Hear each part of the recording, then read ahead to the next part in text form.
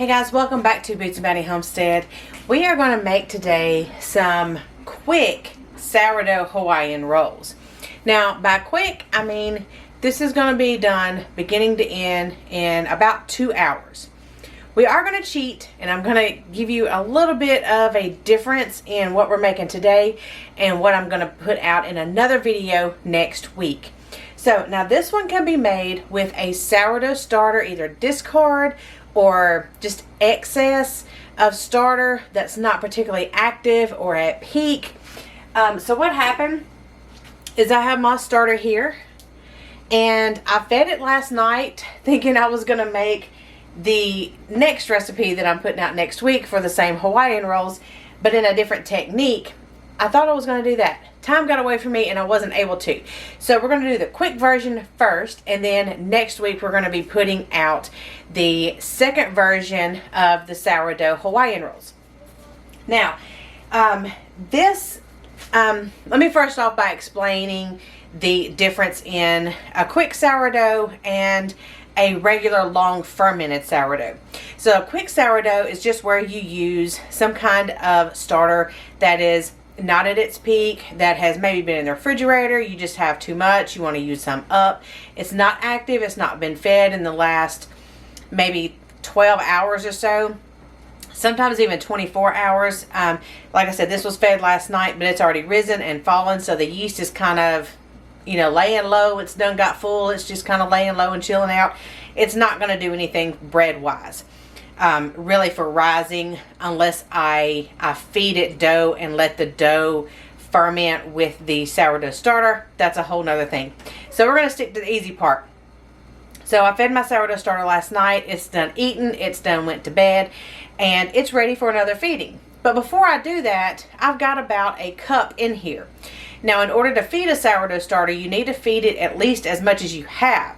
So instead of feeding this 1 cup of sourdough starter, I'm going to use some up in this recipe, and we're going to add a leavening agent. A leavening agent is going to be your commercial yeast, baking soda, baking powder, that kind of thing, to where you have your leavening agent, or what's going to rise your bread. So this is going to be what I'm calling a sourdough Hawaiian roll, but it's going to be also using commercial yeast. So we get a little bit of the sourdough flavor, and then we get the functionality of the yeast for the rise in the bread, which is what's going to knock the time frame down dramatically for you last minute people, for you during the weeknight want to still cook Hawaiian rolls or something like that, or just maybe a spur of the moment kind of thing. You can make this in about 1.5 hours to 2 hours. So here's my sourdough starter.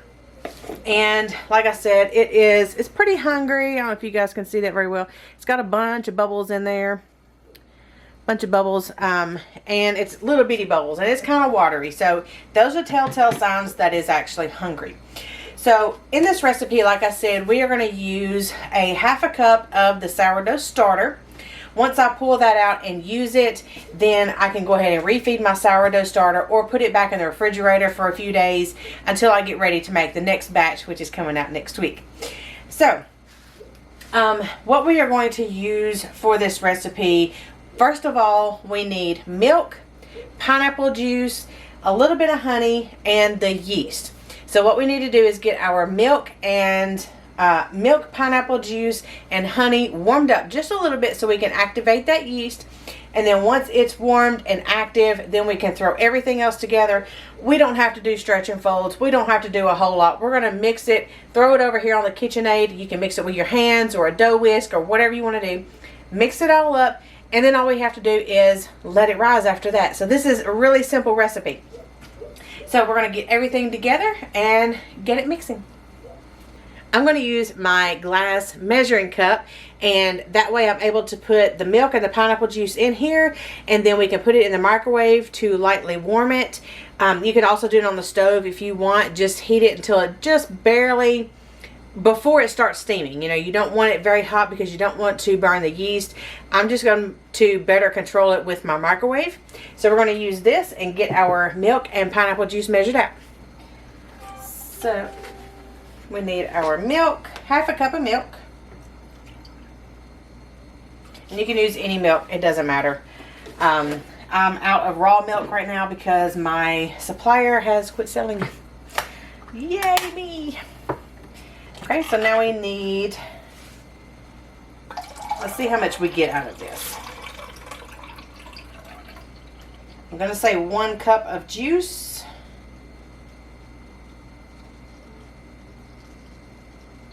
Alright, that's a half a cup about in one of these cans. So I'm going to do 2 of these cans. Now you can use this pineapple and do like a pineapple chicken if you want to do that as a side. Okay, so we've got half a cup of milk and then a cup of pineapple juice. We can go ahead and put our honey in here. We're doing 1 tablespoon of honey. And I just eyeball it really. That looks good. Okay, let's put it in the microwave. And I usually do this for about 45 seconds. Stir it up and then you can add a 15-second increment at different times to get it just to where you want the right temperature. But we don't want to go over about 100 degrees. So let's start at 45 seconds and get this warmed up.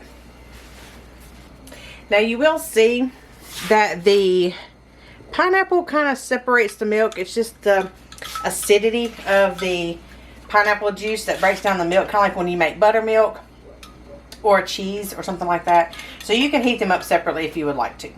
So 45 seconds was great for this. We're going to get it stirred up, and then we're going to put in 1 tablespoon of yeast, and this is going to allow our yeast to bloom. And that's all I had. That's all I got. Okay. So we're just going to allow this to bloom. And that just means it's going to get all nice and bubbly over the next 5 minutes or so. Alright, so we've got that stirred in.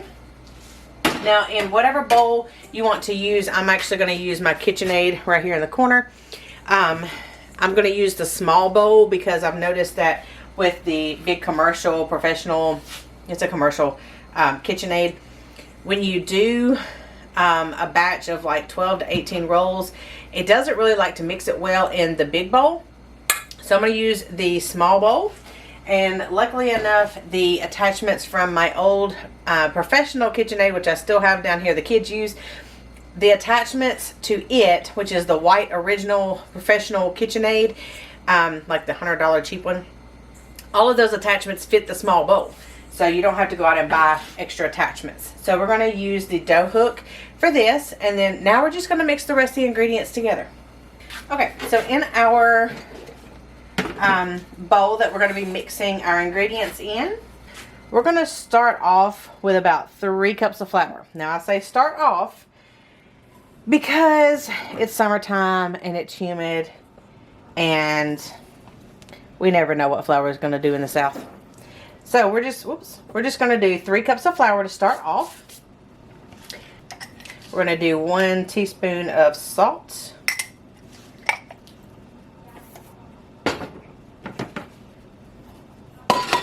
Does anybody ever lose their measuring cups in your buckets? I never can find mine. And then a quarter cup of sugar, and I do like a rounded top of sugar.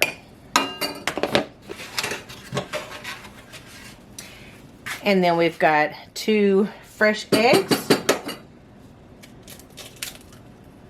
Doesn't matter the freshness before y'all start asking.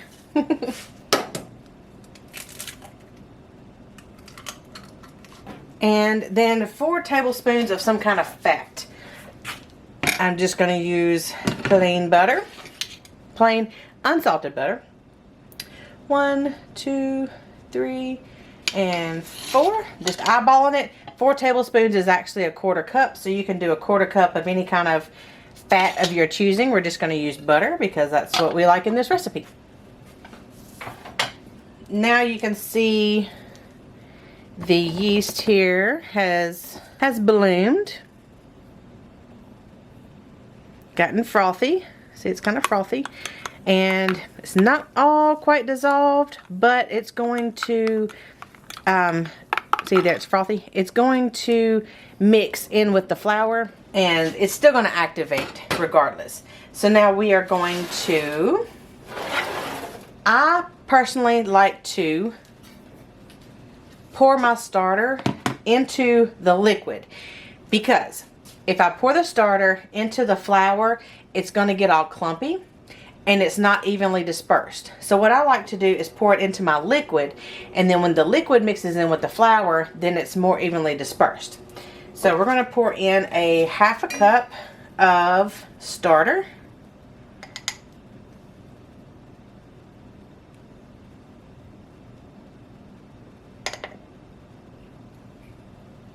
And now I've got, it's like down to here now, of starter that I can feed for my next recipe.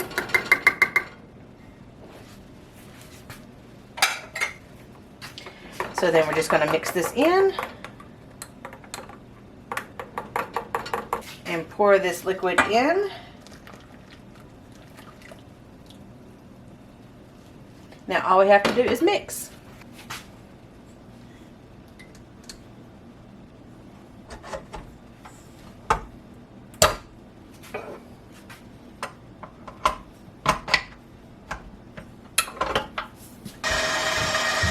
So we're going to let the machine knead this for about 5 minutes or so. If you're doing it with your hand, just, squish it, make sure that you're getting all the lumps out. And now this may take about 5 minutes, and if we need to, we're going to add some more flour. And we can add up to another cup of flour if we need to. I'm going to do about 1/2 cup at a time and kind of see where we end up.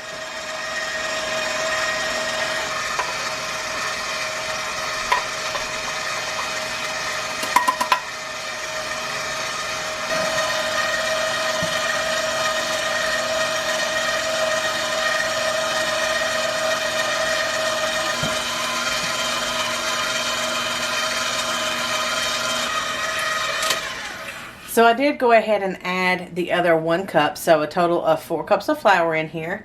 And I think that's pretty much what everybody is going to end up having. So we just need to make sure everything is well incorporated. I'm going to scrape everything down off the sides and off the bottom. If you're doing it by hand or by spoon or by dough hook or whisk, then you won't have to worry about this as much. But I want to make sure that I've got all the flour incorporated. And then all we're going to do is let this rest for an hour. And that's what's going to build up the gluten. It's going to become less sticky, and then we'll be able to handle it and do our shaping. But we're going to let this rest for an hour, and then whenever we come back, then we'll finish them up.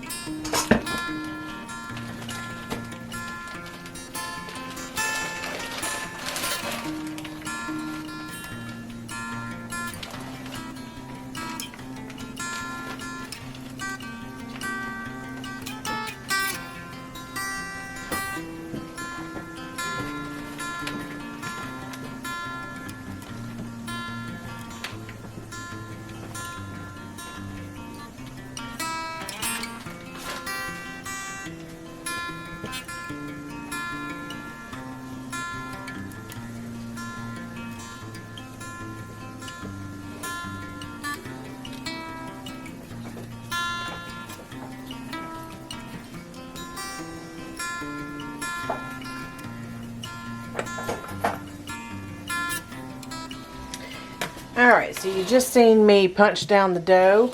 Now we are going to roll them into balls. And if you really need to put some more flour in your dough, you can go ahead and do that at this time. But we're going to try to do it as is, as much as possible. Alright, so at this point you can make 12 to 16 rolls depending on the size you want to make them, or the number that you need to make. Or you could actually make 8 hamburger buns. Now, I made hamburger buns the other night. Here they are. If you follow me on Facebook, then you would have seen me take a picture of these. But those are the Hawaiian rolls in hamburger form. And now we're going to make small ones. So we're going to take our dough now and dump it out.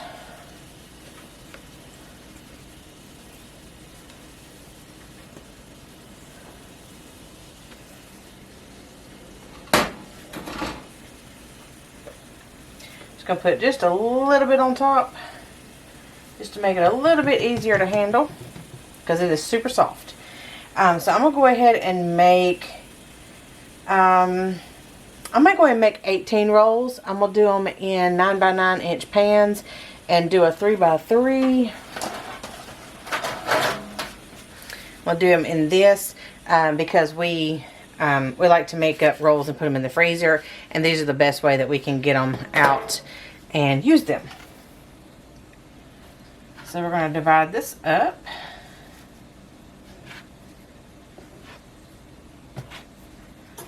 Okay. Just keep your flour on it. Alright, and then we're going to third it because I'm doing thirds.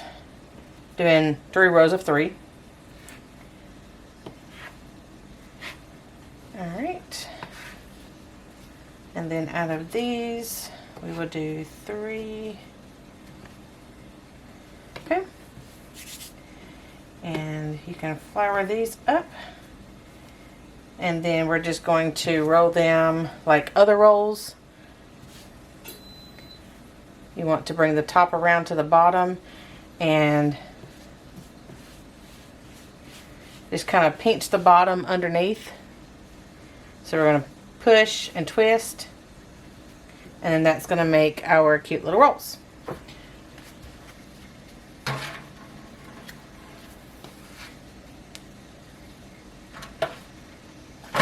And once you get these made, these are going to start rising, and that takes about 10 to 15 minutes. And so right now you can go ahead and preheat your oven as you're shaping your rolls. I did 350 and they worked very well. So like I said, plenty of flour.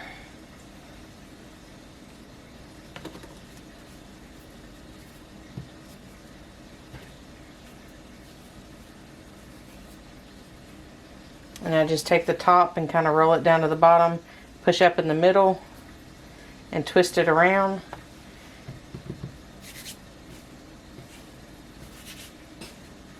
And you can shape them by making them round like that.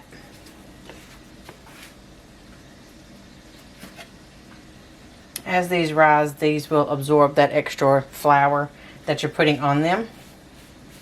Usually your dough will tell you when it's tired of being messed with. It gets sticky.